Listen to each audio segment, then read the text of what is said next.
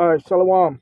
First, I can start by saying our praise to you. How about Shema Rashai, by Shmuel Kakadash, double honors to the elders and apostles of will, and salutations to the brothers that's doing the truth and sincerity. This is, as you can see, the title is 6:30 a.m. Saturday, Indiana Deadly Storm Roundup. You know that them storms have been,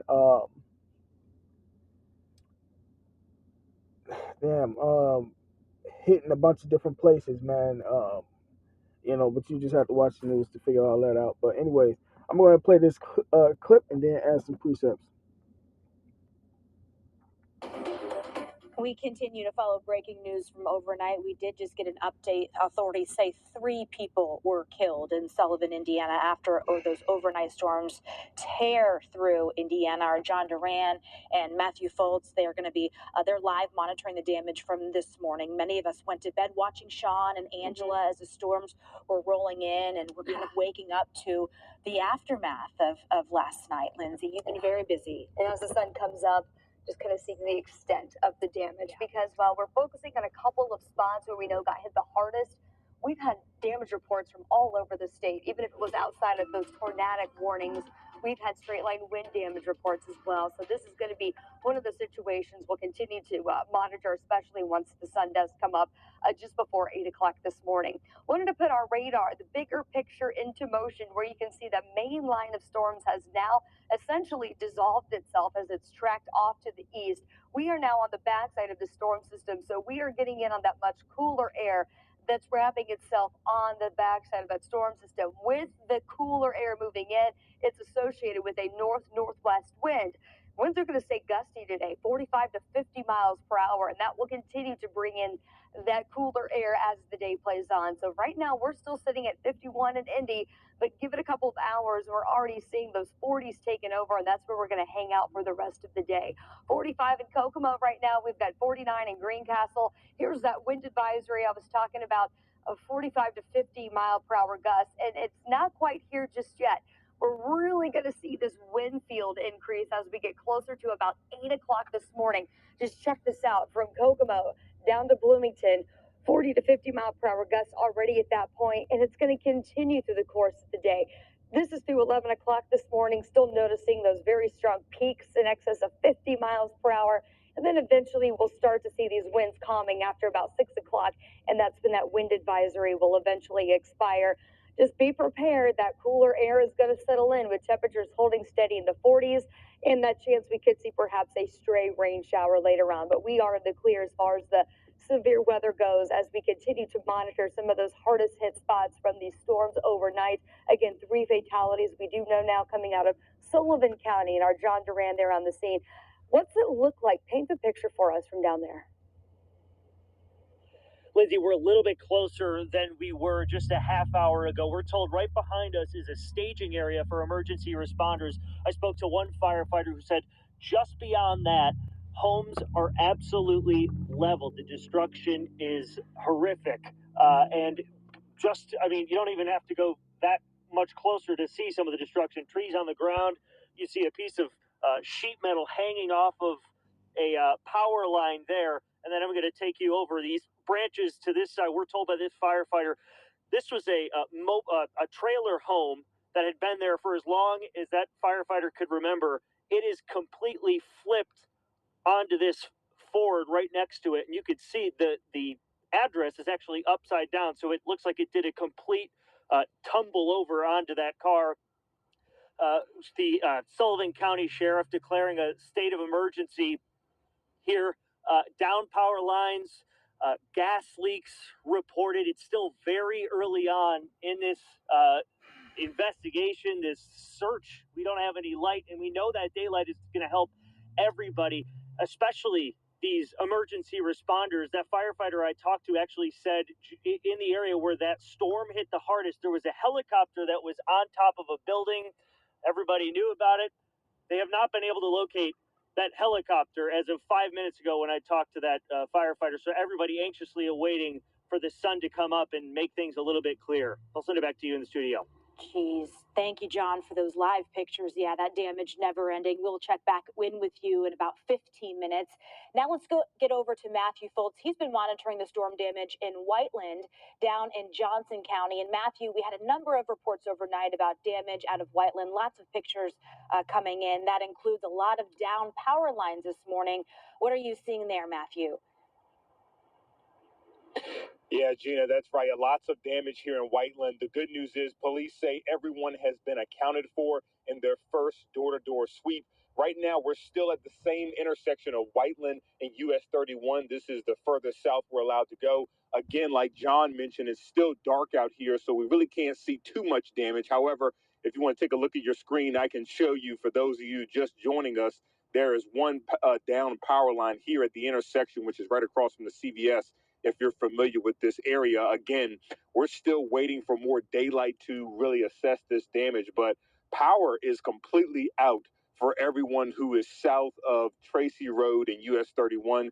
You can see the intersection we're at right now. Police are still directing traffic. Traffic lights are out. It's dark for as far as we can see. In the distance, we can see a little bit of light, which is just north of here. But as you can tell, the power is on just north of this area. But take a look at some of this video we shot overnight. This is from some of the Whiteland neighborhoods. You can see debris left behind, busted out windows. Just the severe weather really wreaked havoc on this area. In fact, we actually had one viewer send us pictures that showed her Jeep. The Jeep she was driving in just about a mile east on Whiteland Road from where we're at right now was completely damaged from this just severe weather that came through here. So again, just lots of people in the dark this morning. Thankfully, the good news is Whiteland police say everyone has been accounted for. There are no injuries that we've been reported of this morning. But all right, hold on. I got one more. Hey, Milwaukee, have you voted yet? I'm counting on you to help me bring change to the court. Go vote. Commercials. Here we go. In the city where anything is possible. Breaking overnight, severe storms leaving a path of destruction across Indiana, homes destroyed, people hurt, and 3 people in Sullivan, Indiana killed. The National Weather Service confirming at least 1 tornado overnight. From Sullivan to Whiteland, crews are now working to clean up damaged homes and businesses, and we have full team coverage this morning tracking the damage and the cleanup efforts. Our Matthew Foltz is in Johnson County and our John Duran in Sullivan County, where 3 people are dead this morning. We'll get to each of them in just a moment, but first let's check in with meteorologist Lindsay Monroe, who has been very busy overnight tracking these storms. And Lindsay, are the storms gone, and what will we be seeing today? Yeah, we are now on the quiet side of the storm system, and we were just a part of a large storm system that brought several reports of tornadoes as well as wind damage from the Mid-South all throughout the Midwest. I wanted to start with those reports that came into the Storm Prediction Center overnight. Even going back to yesterday afternoon, we had nearly 55 tornado reports, most of them concentrated down in the Mid-South as well as southern Iowa and central Illinois. And of course, getting reports of that here in central Indiana as well. So that's what we have been monitoring, as you can see here overnight. As far as the latest numbers, 55 tornado reports, 246 wind reports, a total of 460 across those 2 concentrated areas. Now, I did want to break down some of them that we had seen here locally. Of course, the main one that we have been watching, this coming in at 10:24 yesterday evening, where we did see several tornado-related damage reports coming in near Sullivan. That same storm system tracked to portions of Owen County, eventually into Morgan and Johnson counties, where we had several reports of downed trees, snapped power poles, as well as homes being damaged as well along that track. We've been monitoring this storm system as it really began yesterday evening. And as we flip back over to radar, this is around 8 o'clock yesterday evening, just before everything moved in. As we put this into motion, you can see the initial first warning started actually up in Benton and White counties here in Indiana.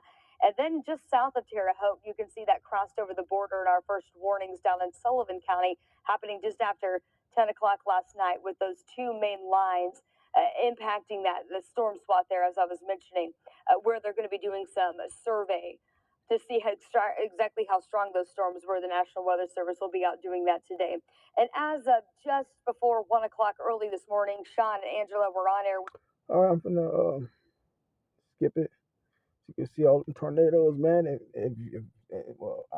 You can easily say if you don't see that the Lord is here, man, then there's something wrong with you. But the Lord got 2/3 of His people blinded, and the rest of the nations they're not of Israel, so they're gonna be put to death. So let the destruction commence, man, because we almost out of here. Call out Yabashim Shai.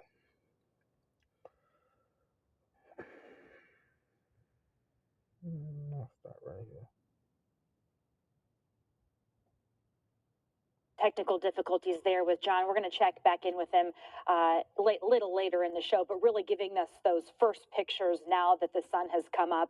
Want to show you this backup from overnight in Whiteland. NDOT crews tell us this was caused by storm damage, including an overturned semi. All lanes were closed on 65 North, which stalled traffic for hours. Here's video sent in by one of our viewers who was stuck in this backup. This has since cleared. Look at that, just debris scattered all over the roads. So traffic is now moving as normal this morning. Whiteland. You can see they sitting ducks, man. Everything is last minute with these people. That's why the scriptures say the prudent man looketh well to his going. Us through the spirit and power, Yahweh I know that these events are happening. So we have a heads up on being able to get out and make it out. Even if we do, run late or whatever the case may be, man, the Lord is still gonna protect His elect, His chosen. Yahweh is we up the elect and whatnot. But this is what you can expect when all hell break out. For people to have I think it's called, what is it, groupthink, or I think it's another term I'm looking for, but everybody gonna be in the same mentality, stuck in that same predicament position because they believe in the same shit that's gonna get them killed, basically. So, all praise to Yahweh Shema Shai. Let me get a preset. This is Isaiah.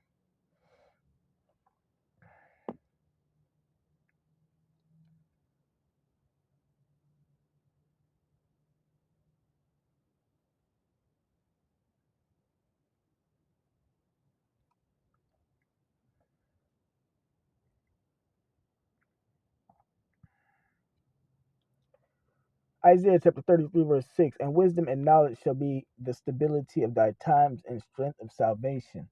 The fear of the Lord is his treasure, right? So what's going to save us is the wisdom, knowledge, and understanding of the scriptures, man. That's what we put our trust and our faith in. That's why we out here on highways and byways. So we're spending power by Shema Rashad, man, so that we can be delivered from these type of events, man. And if I'm not mistaken, you got brothers down there around the Indianapolis area. I'm pretty sure that the Lord protected them and got them everything on point with them. I don't know if they hit their area or not, but they be out there, they diligent brothers, man. So all praise to Abba Shema Rashah. Hopefully the Lord got them all on point. But it's gonna be a time when we get them where we get caught up in a lot of this stuff, and we have to just go through it. Paul is a prime example, being shipwrecked, etc. Paul's examples of everything that he went through, even though he was in the ministry, man. So, brothers that's going through stuff and whatnot, especially events that's like this and everything, we supposed to be pilgrims. We don't hold to none of this stuff. We keep moving, we keep fighting, and the Lord gonna work everything out, man, because the kingdom is next, man. So, but okay, I'm gonna get back to this clip. And was another area hit hard by those storms last night. Here's video of some of the damage. The sheriff asking anyone who does not live in Whiteland to avoid this area so emergency crews can do their job and continue to assess this damage. Our Matthew Foltz is there right now, kind of staying away from, kind of backed up from the scene. Matthew, what are you seeing there?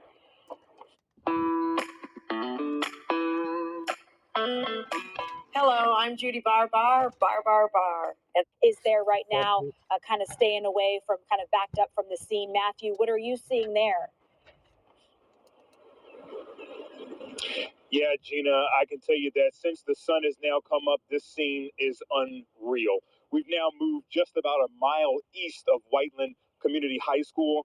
Just debris, wood, everything, shingles from pieces of shingles from the home, and just complete devastation in this area.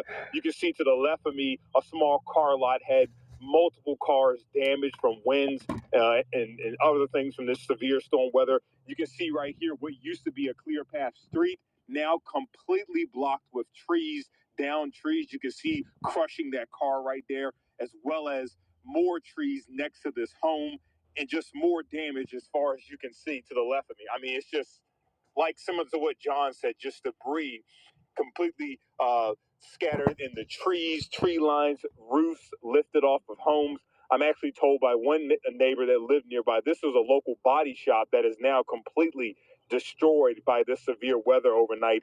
And within the last hour or so, we've been seeing dozens of people that live in this community come out, taking pictures, trying to assess this damage just like everyone else. Emergency responders in this area have been making calls, making runs through this area. But as the sun comes up, it's just an unreal scene here in Whiteland. The good news this morning, however, there have been no reported injuries in all of this. Again, we'll continue to stay out here all morning long and bring you updates right here on 13 Sunrise, as well as our website, WTHR.com. Gina. All right, Matthew, giving us a look at that damage. Thank you, Matthew. And here's a look at Duke Energy outages across Indiana. As you can see, tens of thousands of people are still without power across the state this morning. The highest numbers in Morgan County, near Martinsville, and Johnson County. Now, we have reached out to both Duke and AES for a possible timeline on when service will be restored. Of course, they're very busy overnight working, trying to get that back up and running. We will let you know as soon as we hear back from them. And we want to make sure you know who to contact for help if you have any. All right, Slack, give me 1 second.